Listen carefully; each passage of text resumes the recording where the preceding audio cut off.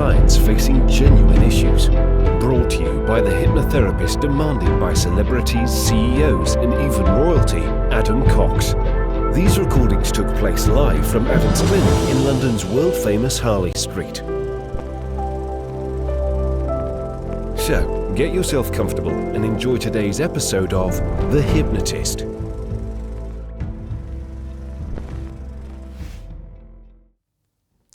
Hi, it's Adam here, and in this very short episode of The Hypnotist, I'm not going to be doing a hypnosis session, so if you are here for the hypnosis session, just skip this track. There will be another one, I'm sure, either before or after.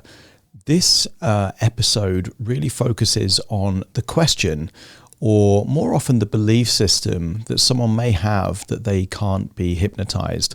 So I thought I would use this opportunity to talk through what I normally say when people say, well, look, I've had hypnosis before and it didn't work, or I've tried hypnosis, or I've been told that hypnosis doesn't work on me, or that I can't be hypnotized, variations of that statement.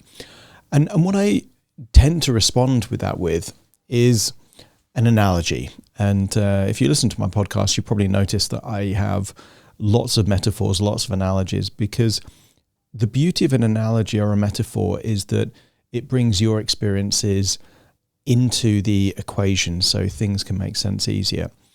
But the analogy that I use is that if someone was to go to a dentist and that was an awful dentist, like they were absolutely, untrained, unskilled, they didn't know what they were doing. In fact, they made the teeth worse than when the patient came in to have their teeth repaired or some work done. The individual would leave that dentist and tell everyone that they knew, avoid that dentist. That dentist is not competent. I don't know how they become a dentist. They don't know what they're doing. I went in there wanting some work done and I left and it was worse than when I arrived. But they would make it all about that specific dentist. What they wouldn't do is generalize and say dentistry doesn't work. My teeth can't work with a dentist. And yet I've heard that said many, many different times from many different people, that if someone's had a bad experience with a hypnotist, or they've worked with a hypnotherapist and not created or not achieved the result that they want, rather than linking it to that specific hypnotherapist or that specific, let's say, technique or protocol that they had, more often than not, they go away with the belief system that hypnosis doesn't work, or I can't be hypnotized, or hypnotherapy doesn't work on me. So one of the things that I encourage people to do is do their due diligence. So if you are thinking of choosing a hypnotherapist, here's what I know as someone that's been a hypnotherapist for many years. It's an unregulated industry in most places in the world. And as such, you get some hypnotherapists that have done 3 or 4 or 5 years worth of training or more. And then you get other people that might have done, a 3-month course, or a long weekend course, or an online course only with no actual interaction with clients. So therefore, I would encourage you, if you are considering hypnotherapy, or perhaps you've had hypnotherapy before, have an open mind that it might have been specifically that hypnotist rather than hypnotherapy in general that made it not effective. But also what I would encourage you to do is to insist on a consultation call before you actually work with any hypnotherapist, and ask them certain questions. How much study have they actually done? Is a really good question. How many clients are they seeing on a typical week? Okay, because again, I'm in the industry, so I know that a lot of hypnotherapists are, let's say, not very busy. They don't work with many clients. So how long did they study? Who did they study with? How many clients do they see? And how long have they been doing this for? And those are really important questions. Now, of course, the hypnotherapist could lie, but hopefully they've got some evidence that they've been doing this for a while. What I like about my podcast is that if people have questions over how much hypnosis I actually do, they can go onto any of my websites. I've got several websites, and see lots of testimonials, or they can see me featured on radio and TV and that kind of stuff. But they can also find the Hypnotist podcast, and they can hear about 500 or 600 different episodes. As you listen to the show, you'll know that the vast majority of those are with actual clients. Occasionally I come up with innovative hypnosis sessions inspired by poems or music or lyrics or movies and that kind of stuff. But the vast majority of me actually working with real clients. So therefore, I've got evidence out there in the world. It's very easy for someone to check that with me. But quite often with hypnotherapists, they're very secretive of how many clients they work. They can't provide an example of someone that they've worked with.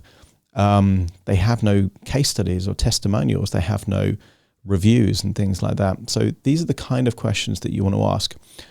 Another question that you want to ask, if you feel that you can't be hypnotized or you're not sure if hypnosis can work with you, is what is the area of specialization that the hypnotherapist works in?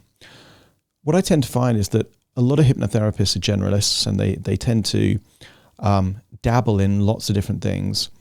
And as such, they don't really develop an element of expertise in a particular niche. When it comes to me, I would say there are certain areas that I'm stronger on just because I've seen more clients in those areas.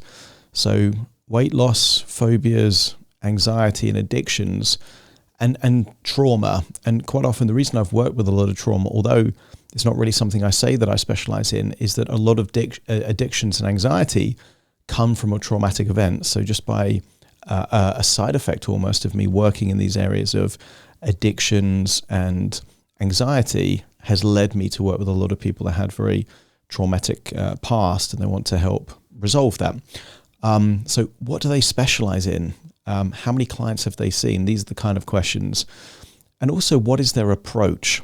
So with my approach, I tend to have a very diagnostic approach because I want to get to the root of the problem rather than just kind of symptom management. And a lot of the pharmaceutical industry is not based on getting to the root cause of a problem. It's managing symptoms. And unfortunately, there are some hypnotherapists that have a similar kind of approach. They will give direct suggestions about feeling better in the moment without taking the time to figure out, where did this problem come from? What was the point of inception? There was a point that this issue didn't exist, and now it does exist. And that could be a phobia, it could be an addiction, some kind of stressful response. So you've got to get to the root cause and then kind of resolve it that way. I'll be doing another episode in terms of what people can expect if they work with me one-on-one, in terms of the actual sequence, the chronology of events and my style. But what I would say is that you want to ask the key question with the hypnotherapist: do they use scripts? And the reason why that's such an important question is there are a lot of poorly trained hypnotherapists that, because they don't have the competence yet and the confidence of working with clients, they become very attached to scripts.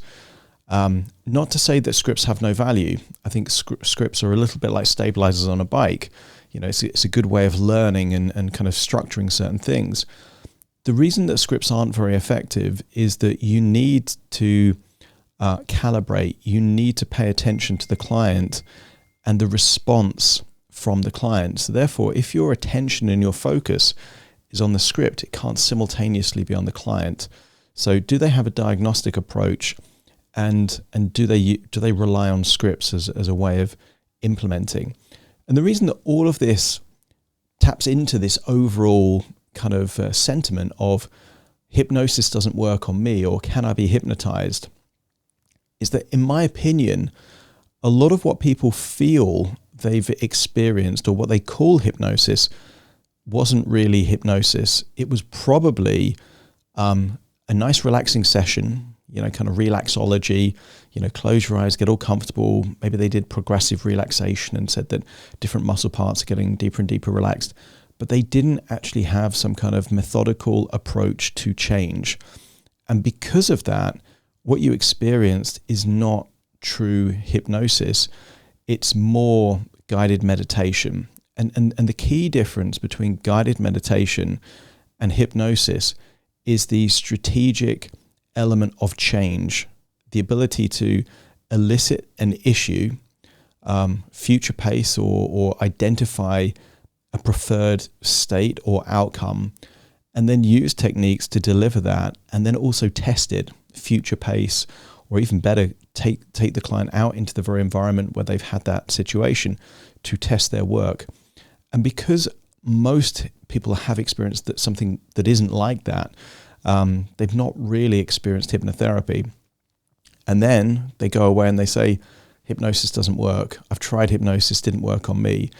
And they do what they would never do with a bad doctor or a bad dentist. They generalize the entire profession, the entire industry, based on perhaps a couple of bad experiences. So the final thing I would suggest is to leave with an open mind. If you believe that hypnosis doesn't work on you, that can become a self-fulfilling prophecy. Hypnosis itself, we know, is amplified in effectiveness once you have belief in two key things: hypnosis itself, but also the competency of the practitioner. So if you don't really believe in hypnosis and there are question marks over the practitioner that you're working with, it's very unlikely that you're going to go through that process with any effective change. If, however, you're open-minded and you speak to other people that have had incredible changes as a result of hypnotherapy, and you find a practitioner that does it properly, is methodical about it, has that diagnostic approach, really wants to create powerful, profound change in the individual they're working with, what you might find is that if you have confidence in their competency, then the effectiveness of whatever that hypnotherapy session that you experience is going to be very, very different. So the key antidote really to the belief system of hypnosis doesn't work is to contextualize it. That time in that location with that hypnotherapist didn't work for me, but not to say that all hypnotherapy wouldn't work. Again, one final analogy, we've all had at least one bad teacher in our life, a teacher that just shouldn't be in the teaching profession. They shouldn't really be doing it. They don't care if the students actually learn. It's more about control of individuals, or it might just be turning up for a paycheck. And yet, if you've had a bad teacher, you don't create a belief system that education doesn't work or that teachers aren't important. You linked it to that particular individual. And I would encourage you to do the same with any, let's say, professional in the field of change. Good or bad experience, link it to that particular individual rather than the whole industry. And then what you might find is that you just haven't found the right practitioner to work with that understands your needs and can help identify the right approach for you to get the outcome that you're looking for. So that's it for this session. No hypnosis, but just my thoughts on the key question or the key belief that hypnosis doesn't work. I hope you found that useful. And if you've got any thoughts or further questions on that, drop me an email, adam@adamcox.co.uk. Because every now and then I don't mind doing these kind of podcast sessions which are more kind of educational or informative rather than just doing another hypnosis session. So if you find this useful, let me know. And if you don't, also let me know. If you don't want to hear this kind of stuff, I'm quite happy to keep doing the hypnosis sessions because I love them. But if you do find this useful, let me know. And then that's also a good feedback loop for me. Okay, take care.